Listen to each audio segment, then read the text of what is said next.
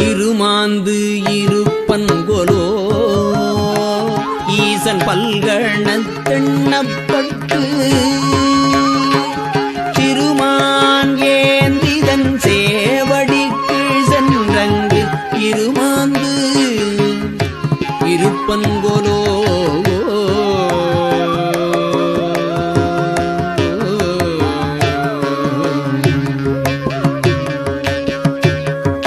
தேடிக் கண்டு கொண்ட